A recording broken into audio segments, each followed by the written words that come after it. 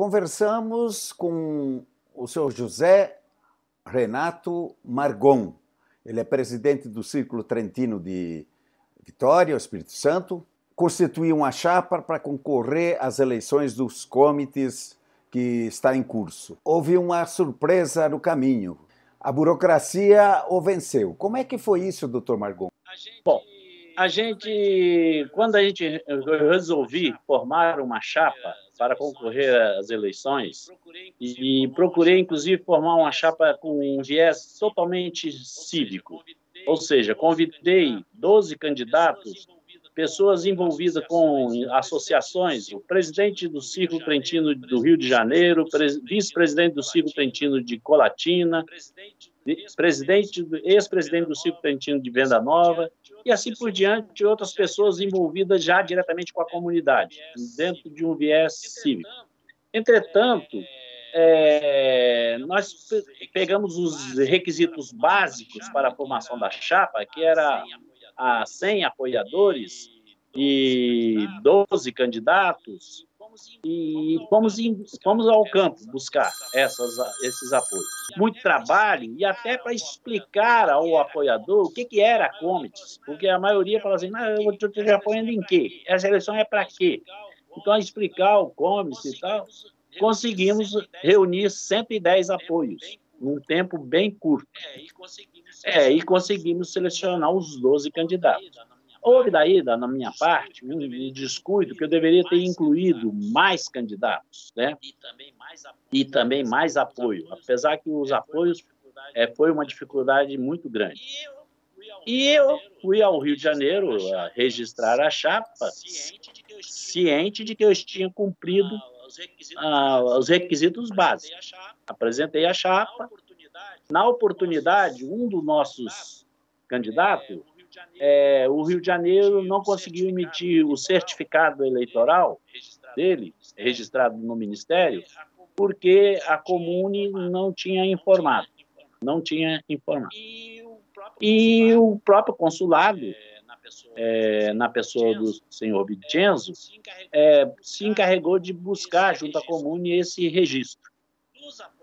Dos apoiadores, nós também não estávamos sabendo naquela oportunidade de que eles também teriam que estar inscritos na lista eleitoral do Ministério, mas que também o consulado ia buscar nas comunes correspondentes a inscrição eleitoral desses apoiadores. Eu quero, inclusive, de público, agradecer ao senhor Vincenzo, do consulado do Rio de Janeiro, que nos atendeu com muita dedicação, muito empenho, muita atenção, muito esforço para que a nossa chapa fosse realmente oficializada. Mas, infelizmente, depois de muita luta, inclusive telefonemas para a Itália, para as comunes, insistindo para que respondesse aos e-mails do consulado, nós chegamos a 96 apoios. E, com isso, nós não conseguimos atingir os 100 apoios, e fomos vencidos pela burocracia, vamos assim dizer. Porque o registro não é uma iniciativa do cidadão, é uma iniciativa do comune. Então, é uma situação que a gente não tinha como controlar, não tinha como definir se a pessoa era ou não inscrita no colégio eleitoral ou na lista eleitoral.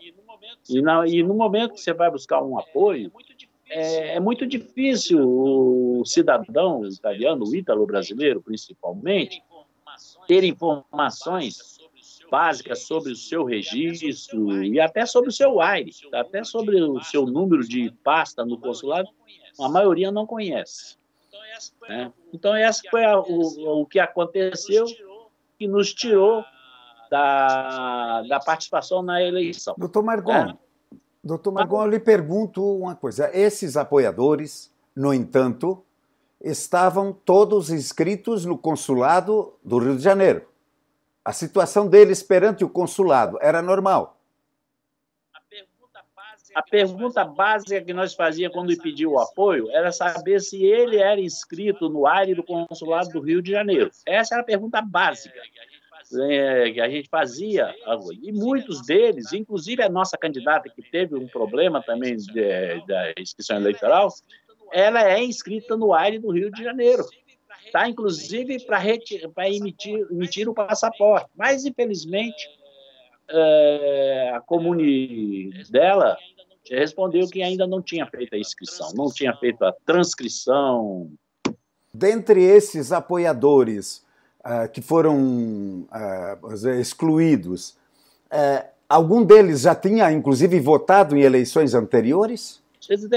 A gente, basicamente, não entrou nessa pergunta aos apoiadores, né? Como eu disse, a gente tentava se certificar de que ele era inscrito no AIRE do Rio de Janeiro. Era essa a nossa pergunta básica.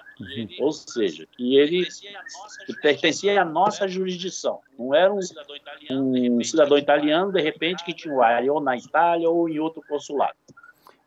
Ele perguntaria o que o senhor acha disso? Quer dizer, você tem uma situação consular regular, o cidadão pensa que está tudo ok e, de repente, vai descobrir que a função de alguém que não o cidadão não foi cumprida.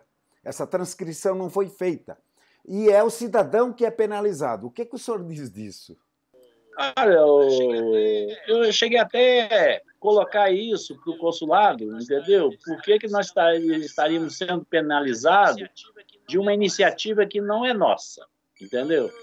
Então, eu falei, mas, infelizmente, as regras que estabeleceram, a legislação que estabeleceu a eleição, realmente ela rezava essa questão da pessoa estar inscrita na lista consular. Eu não sei exatamente se essa burocracia ela ajuda ou desestimula as pessoas a comparecerem para votar. Pois é, aí vem a pergunta seguinte. Então, como é que vai ser o comportamento da sua equipe? Afinal de contas, o senhor acabou formando uma equipe para uma chapa diante dessas eleições. Bom, essa é uma questão que a gente está avaliando, eu e o meu grupo, né? Nós fomos um grande incentivador de inscrição de eleitores, porque essa eleição agora o eleitor tem que se inscrever. Aqui da parte do Círculo Trentino, nós temos cerca de 570 associados, foram mandados e-mails e WhatsApp e outros meios de comunicação com todos para que se inscrevesse na lista eleitoral, na busca de realmente formar um grupo de apoio de eleitores a nosso favor. Mas a gente vai avaliar, obviamente, os candidatos das outras listas e acredito que é importante a votação. Eu costumo dizer o seguinte, o eleitor deve comparecer até para mostrar ao governo italiano a representatividade da comunidade. Quanto menos eleitores comparecem a uma eleição, menos representatividade a gente passa a ter. Então, eu vou incentivar os eleitores a votarem sim. Eu sei que eu vou receber muitas consultas em quem votar, porque desconhece, inclusive, o próprio funcionamento do Comites, e a gente vai realmente olhar os outros candidatos das outras chapas para, então, se a gente for solicitado, opinar. Eu sou presidente de uma associação e acredito que eu, como presidente, sou atualmente conselheiro do Comites e acredito que eu vou continuar o meu trabalho como presidente de associação, que tem sido um trabalho realmente em apoio, em prol da comunidade, e vamos esperar que os novos conselheiros do Comites realmente olhem com atenção para o Espírito Santo. Nós temos hoje uma situação do Comites atual, onde somos apenas 4 conselheiros no Espírito Santo e os outros 11 ou 12 do Rio de Janeiro. Então, o Espírito Santo, nessa minoria, tem poucas ações a seu favor.